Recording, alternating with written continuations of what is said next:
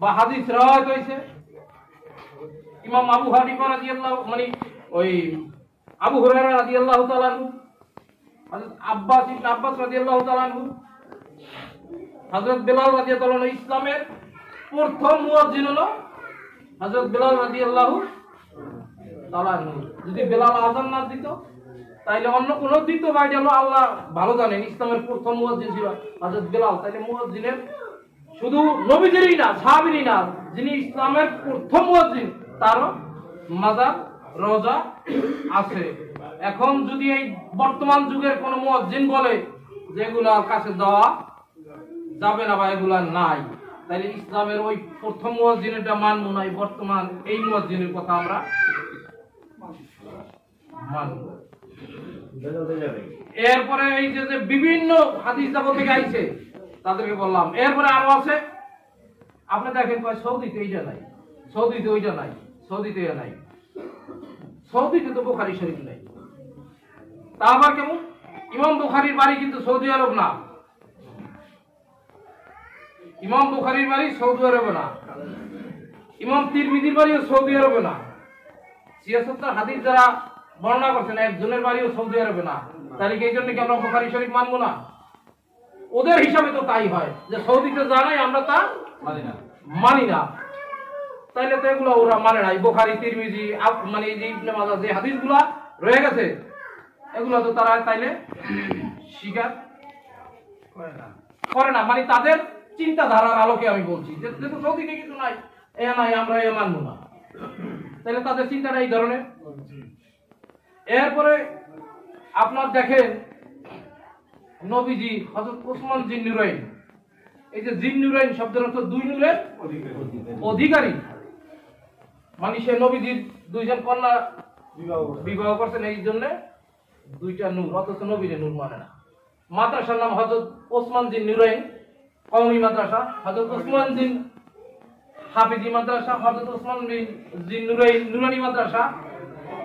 জিন্নুরাইন হলে কয় কিন্তু নবীরে নূর মানে না। তাদের কৌশল কত ক্রিটিক্যাল, যে ইমান ধ্বংস করার জন্য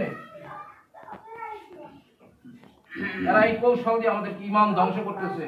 তারা ইহুদি না হইলে ইসলামের এত বড় ক্ষতি করতে পারে না। আমাদের প্রথম মুসলমান কিবলা ছিল কোথায়? বাইতুল মুকাদ্দাস। এই কিবলাটা পরিবর্তন হয়েছে কার ইচ্ছায়? নবীজির ইচ্ছায়। নবীজি তাও নামাজের ভিতরে, নামাজ পড়া অবস্থায়, যে আপনি এখনই কিবলা পরিবর্তন করেন।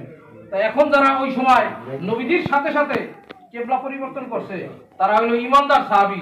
আর ওই জায়গায় কিছু সাহাবী ছিল তারা কিন্তু নামাজের ভিতরটা এদিক ওদিক করা যাবে না, তারা কিন্তু ওই পরিবর্তন করে নাই। তারা বাইতুল মুকাদ্দাসের দিকে নামাজ পড়ছে। তারা হয়ে গেছে মুনাফিক।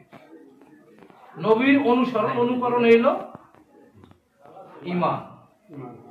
তাইলে এই যে বললাম আজকে তারা মাজারের বিরুদ্ধে, ওলি আল্লাহদের বিরুদ্ধে, আমার নবীজির বিরুদ্ধে তারা করছে। আর তাতে এদের অনেক পরে সাহাবী, তাবি এর অনেক পরে হলো আল্লাহ ওলি আউলিয়া। কিন্তু আতিউল্লাহ ওয়া আতিউর রাসূল ওয়া উলিল আমরি মিনকুম, আমরা অনুসরণ করো আল্লাহর হাবিবের আর আউলিয়া কেরাম। কিন্তু আমরা তো সাহাবী, তাবিন এদেরকে পাই নাই। বেলায়েতের যুগে জানারা ওই ক্ষমতার বলে আল্লাহ তাদের ক্ষমতাবান করে দিয়েছে, আমরা তাদের পাইছি, তাদের অনুকরণ করি। এইটা হলো আল্লাহর ওলিরা। তো দেখেন এই যে বললাম নবীজির রওজা আছে, আবু বকর, ওমর, ওসমান, সাহাবীর আছে, যারা হাদিস লেখছেন তাদের আছে, তরিকতের ইমামদের আছে, মাযহাবের ইমামদের আছে। কিন্তু আবু বকর আবু জেহেল, আবু লাহেল, আবু লাহাব, ফেরাউন, উকবা, সায়বা, নমরুদ এদের নাই, এদের কিন্তু মাজার নাই। আর এরাই কিন্তু ওই মাজারের বিরোধিতা করছে, নবীজির বিরোধিতা করছে, ওলি আল্লাহদের বিরোধিতা করছে।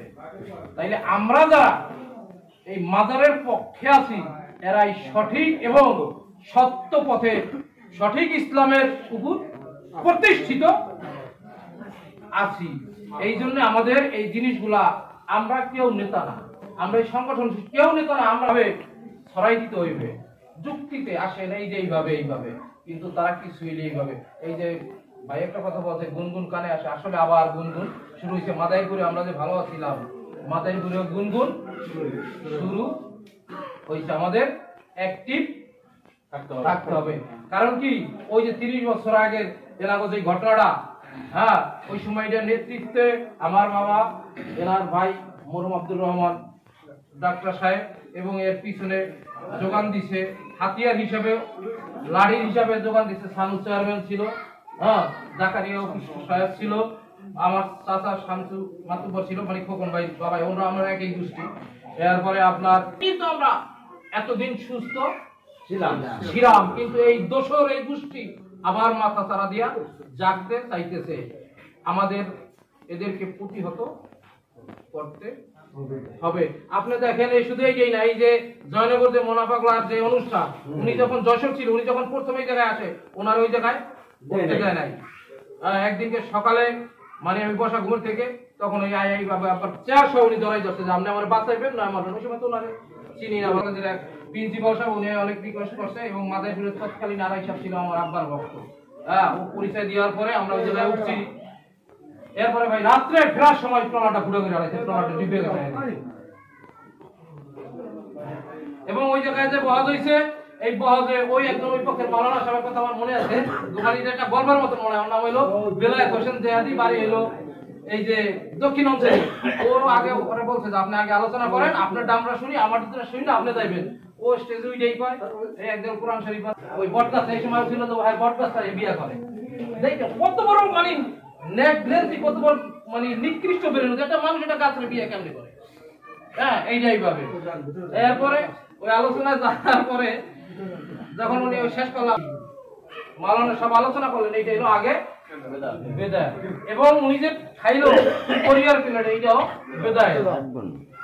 এরপরে আরো অনেক কথা বললো। এরপরে বললো যে উনি সবসময় বলতে কি মোনা পাগলা, পাগলে বট গাছে বিয়েও করতে পারে, পাগলে বট গাছ থেকে পোলাপানো হইতে পারে।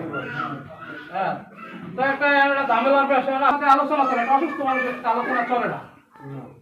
যে উনি সবসময় বললো মোনা পাগলা, পাগলের কোনো দলিল নেই, পাগলে ল্যান্ড হয়ে থাকবে, ল্যান্ড হয়ে আসবে, পাগলে বট গাছের বিয়ে করবে, বট গাছের থেকে পোলাপান হইবে, পাগলের কোনো আজ থেকে দলিল নেই, পাগলে যা করবে ওইটাই সত্য।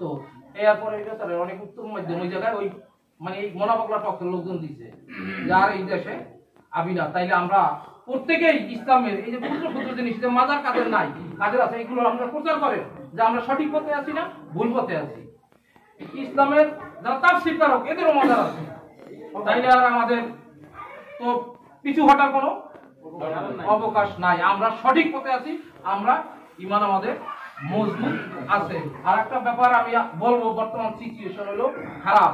যার যার বক্তব্যের দায়ভার শেষে নিবেন, ওইভাবে বক্তব্য দিবেন। কেউ দায়ভার বক্তব্যের দায়ভার কিন্তু সংগঠন দিবে না। ভাষাগত ব্যাপারে কিন্তু এই যে আবুল সরকার আজকে যে এটা কিন্তু আমরাও ঘৃণা করি। আবুল সরকার যে ভাষা প্রয়োগ করছে, এটা তার মুখের এই ভাষাটা আমরা আশা করি মানি না, এটা আমরা মানি না, এটা আমরা প্রশ্রয় দেইও না। এটা সে আবুল সরকারও, সে মুফতি সাহেব, সে মুহাদ্দিস হোক, সে হাফেজ হোক, যে আল্লাহ এবং আল্লাহ রাসূলের শানে, আউলিয়ার শানে ভাষা সংযত করে কথা বলতে না পারবে, আমরা তাদেরকে পছন্দ করি না, আমরা তাদের সাথে নাই নাই নাই।